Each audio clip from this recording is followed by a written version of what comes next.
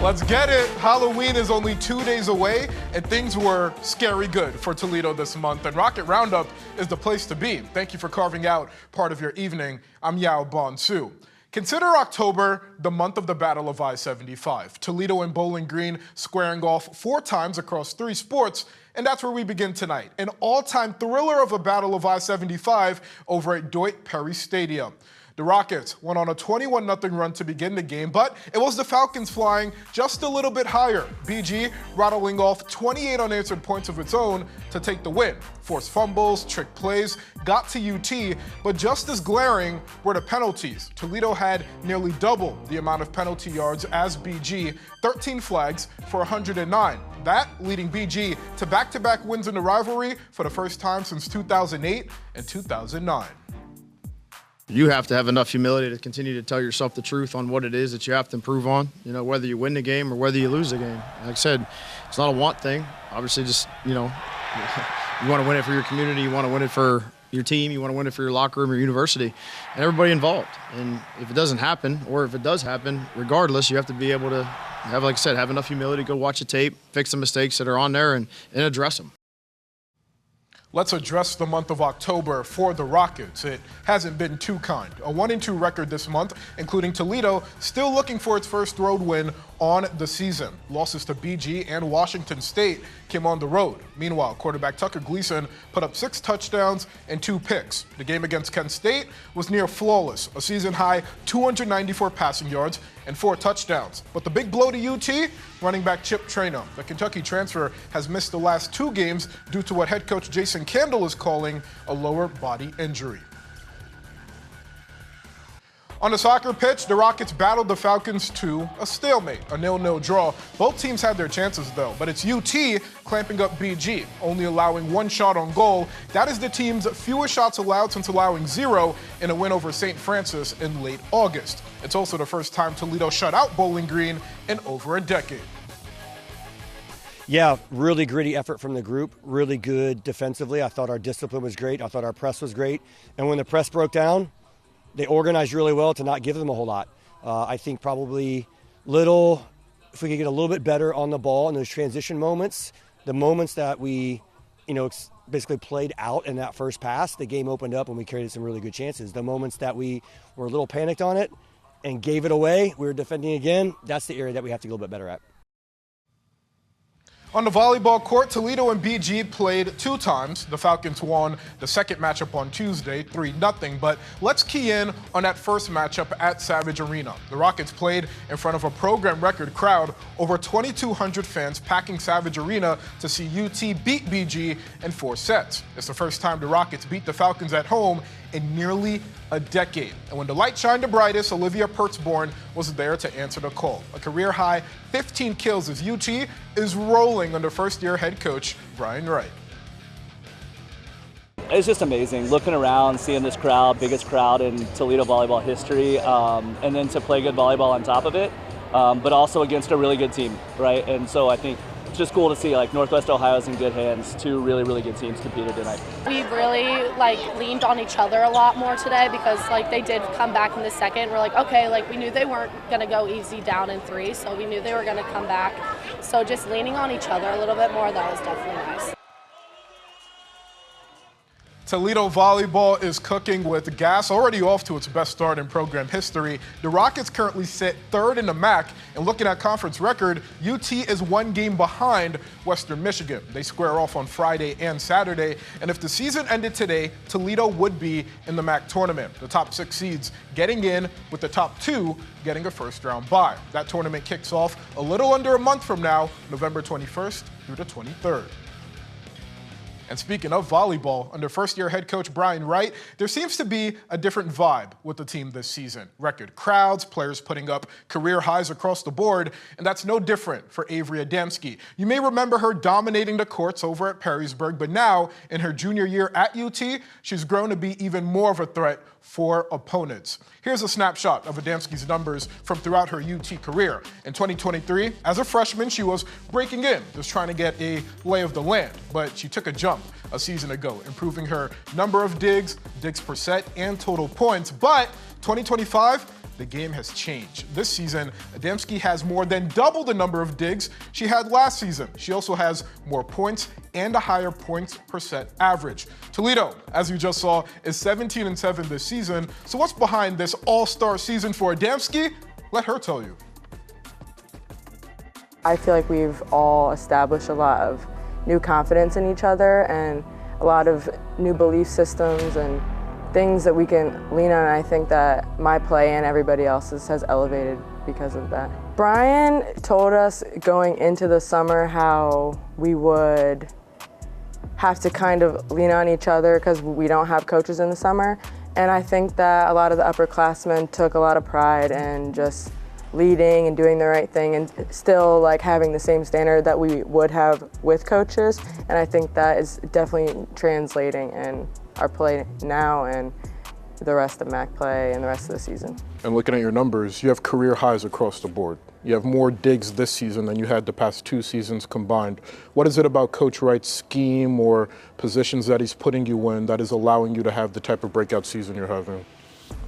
He has given me, and I know a lot of my other teammates, just the confidence to do what we do. And I know that if I listen to him and just, he has helped us all have a new, he likes to call automatic, of just go out and play and not think about it. And I think that that has really helped me and just everybody else just play with confidence and play together and do it for each other. And you see good results when you do that. You guys are off to the best start in program history. How do you guys kind of avoid complacency going forward, knowing that you have a team capable of winning a MAC title, but you have to remain consistent enough to get to that point? Coach Brian has told us a lot of times, like, we only get to suit up and play in a game like 30 sometimes. Like, when you think about it that way, it seems like more of a privilege to play the game. Like, you think about, oh, this long season, but it's really only 30 times. If you're lucky, you get to play a college game in a season. And I think that has changed a lot of our perspectives and just made us more excited and especially just with like new people and everything we have going on, like, I would say there's no shortage of excitement. How has your approach to volleyball changed over the years, from being the new girl on the team to now being a leader? I think that, honestly, my whole mindset has just changed about volleyball. I look at it now as just a way to better myself, and I truly don't do it for I don't think anybody on our team like cares about statistics or anything. Like, we're truly doing it for each other and doing it for Brian and our families, and just, I think all of our motives are in the right place, and we're doing it for something bigger than us and for the community and all that, so. Back to football. Sunday will mark 1 year since Toledo linebacker Jeremiah Peters collapsed during the second quarter of UT's game against Eastern Michigan. Peters didn't know if he'd be able to play football again. And tonight, in the midst of his senior season, Peters opens up about that scary day, his journey to getting back on the field, and what he learned from the experience. What do you remember about November 2nd, 2024? I don't remember. I don't recall nothing that happened.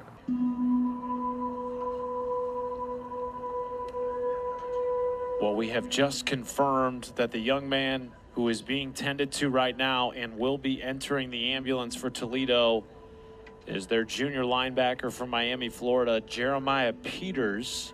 With 7:30 left in the first half of Toledo's game against Eastern Michigan, Rockets linebacker Jeremiah Peters suffered a seizure. Everybody telling me, like, I waved at the crowd. I could tell you that, going into the ambulance. You remember that, or is that just what you were told? That's what I was told. And you saw the picture of I you saw the waving picture at the of me crowd? waving at the crowd, Yeah. and that was it. I don't remember nothing else probably after that. I don't remember being in the hospital. I don't remember being put in the ambulance. I don't remember even opening my eyes in the ambulance. I don't remember none of that. Peters missed the remainder of the 2024 season, and his football future was in doubt. For a guy that's been playing football since he was 4 years old, to have a seizure and be told that not only can you not play football, but not do any activity, how hard was it to imagine a life without football? I never knew what a regular person felt like. Every morning I always had a schedule. I wake up in the morning to go lift, got practice in the morning, got meetings, got school after meetings. What you mean I have to sit down? I can't go work out, I can't practice with the guys. I can't go out there and have fun, laugh, play on the field. Peter spent the next 7 months trying to get an explanation for what happened. All the meetings you had with doctors in the months after the incident, did you ever get a clear answer as far as what caused the seizure? No, still don't got a clear answer now. Firstly, they told me I had myocarditis. It's a type of heart failure. It's when you have inflammation around your heart. Then they told me I had cardiomyopathy. It's a second type of heart failure. After that, I seen another doctor, another heart specialist. They tried to tell me I have sarcoidosis, and then I would need a procedure to get done to get all the inflammation going from my heart. A period of uncertainty meant a period of discovery for Peters. What is my purpose here on this earth? You feel me? I got a degree. I got a scholarship, so it ain't nothing I can really be too angry at or be too mad at. At the most part, I got the most out of football. The seizure really sat me down to have me think about that and go through those stages. Peter sat out spring workouts, eventually returning to the field when the team kicked off training camp at Mount Union. He now plays with an implanted loop recorder, a device that allows doctors to track his heart rhythms. After once thinking he'd never play again, Peters is now a pivotal piece to a Rockets defense that is the best in the MAC in both points and yards allowed per game. I really just want people to push. I'll never feel like it's over for you, because it was almost over for me too. That's when the devil got you. You don't want that. So just keep pushing, just keep pushing.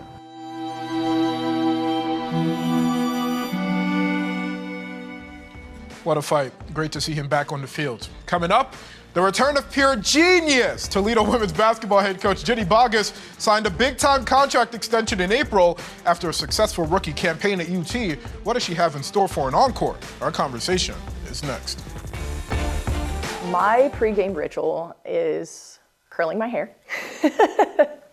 But when I get in the car and head, I live in Sylvania, a lot of people here know that. When I head this way, I have a playlist called Gospel Goodness. And a lot of people listen to pump up music to get going. I'm actually already on 10 and I need to come down a little bit. So I jam out to my Gospel Goodness all the way here, Maverick City and Elevation and some different hymns that kind of center me, put my mind right. And then once we walk into the arena, it's go time. That's great. Toledo women's basketball head coach Jenny Boggess won't have to change that routine this season. After all, it did lead the Rockets to the second best record in the MAC and a title game appearance in only her first year. She, of course, signed an extension in April through the 2029-2030 season. And with Boggess' full first off season came the opportunity to shape this team fully in her vision. I sat down with the West Virginia native to talk about that and much more ahead of the new season. Your first year at Toledo, you're one game away from the NCAA tournament. When you think back to the 2024-25 season, what's the lasting image? I think our culture.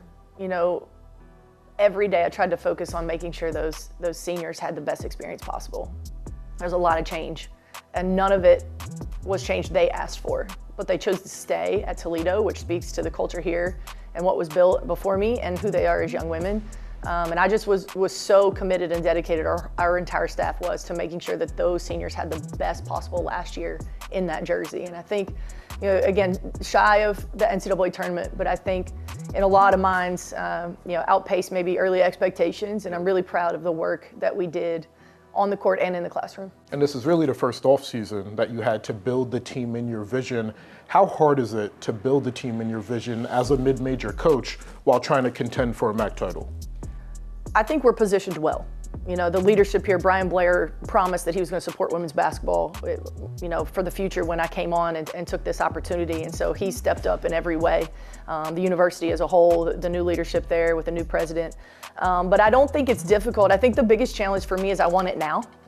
I'm a very process-oriented person, but I wouldn't say that I'm patient.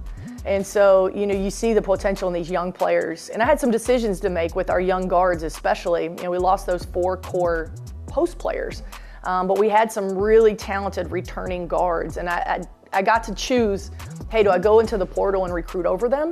or do we continue to develop from within? And so we brought in one guard transfer, but really are developing within our young core group and really, really excited for how they're stepping up. When you think about this team as a whole, now that it's shaped in your vision, how does it reflect the vision you have for this team? Sure, I think, one of the biggest hurdles we're kind of navigating as a staff right now, we don't talk about with the team directly, is we lost almost all of our three-point shooting, especially within Destiny Robinson being kind of that fourth three-point shooter. So Kendall Carruthers, the main three-point shooter coming back. So within that fast pace, you've got to be able to stretch the floor. You've got to have shooters on the floor. Like I said, our post players coming in, bringing a little bit of that. But Ella Weaver, playing at a really, really high level right now. Cadence Dykstra has worked on her three ball. Faith Fudd Robinson's worked on her three ball. Evilise Cole has always been a good shooter. Didn't necessarily have to do that for us last year. She's shooting the ball really consistently. So there's a lot of good things happening, especially in practice when we compete against our practice squad. Those young men are amazing. They raise the level every day. They're so selfless and so good for our team. And just because it hasn't happened in live games for some of these players yet, doesn't mean that they're not ready and they're not absolutely capable. And when you look at Power 4 schools, they're plucking from the MAC every season across every sport. Every sport, right, yeah. So with that, where do you see Toledo on the continuum of MAC title contenders this season? We are built to contend for championships. There's a little bit of a turnover in the roster with losing those 5 seniors that had played 130 games in the jersey. That's a lot of basketball. And so we're going to have a little bit of an experience early, but it won't be a lack of talent. And I'm excited to continue to push. I think very much like last year, the team everybody saw in that first home game against Marshall, where some of our fans were like, what is happening? And then the team in January, and then the team in March. There'll be different versions of this team that continues to grow and compete, and I'm really excited for us to be our best at the end. Coming up, we're going to the men's side. Todd Kowalczyk, we're totally ready for the 2025 season. Come on back. Welcome back. We all know how the transfer portal has transformed college athletics, and that holds true for Toledo men's basketball as well. October brought a look at this newly formed UT team. 10 new players, 5 freshmen, 5 transfers. The Rockets, scrimmaging U Findlay, coming out with the 20-point win. It's a good sign for a Rockets team that only returns 3 scholarship players this season.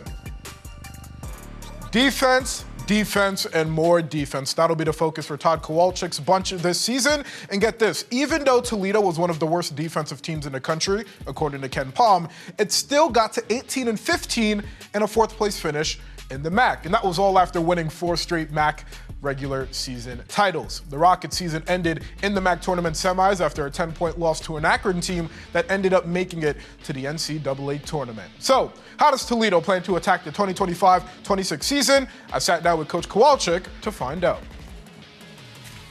So one of the things you said you're most proud of is the fact that this team just keeps winning. You've won 15 or more games in all but 1 year, that being your first year. In this changing time of college basketball, how has your approach to roster building changed, not only to keep up with the changing tide, but remain consistent as well?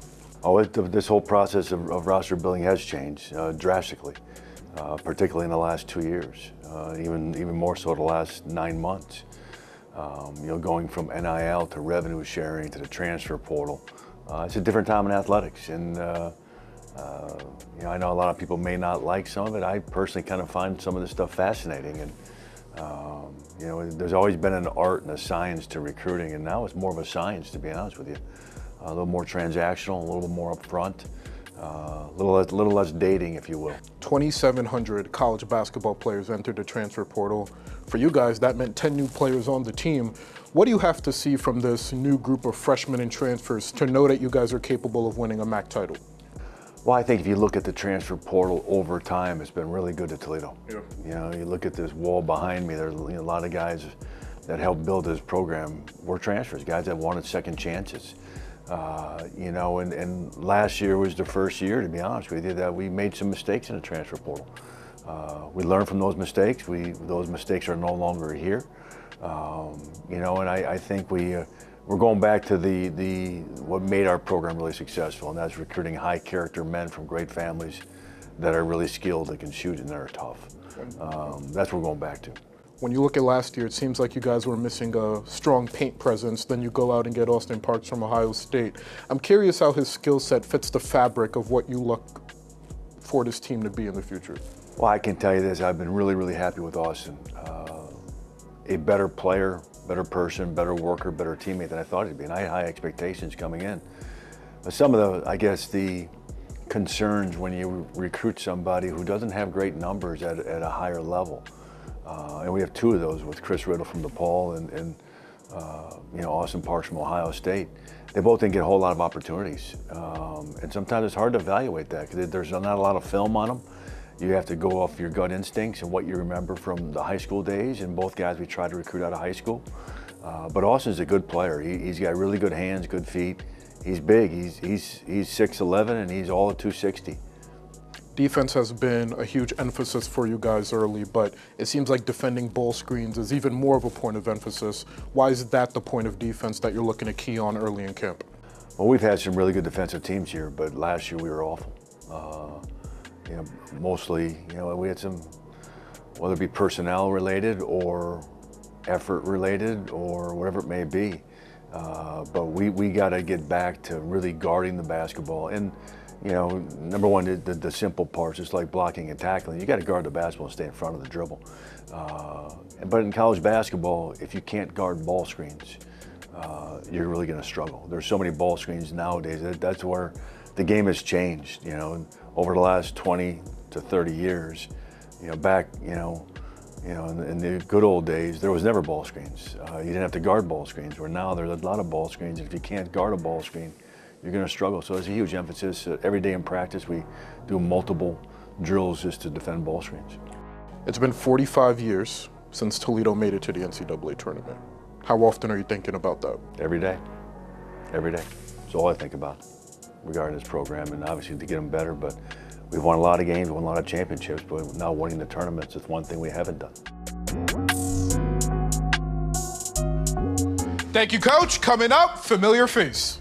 Remember Joshua Taylor? He was in high school. The now Toledo cross-country runner was an all-state runner over at Bryan, even holding the school's 5K record. All 4 years of high school, he had a 4.0 GPA en route to being a 3-time Division II All-Ohio academic team member. But in tonight's familiar face, he tells you why he was more than just a runner.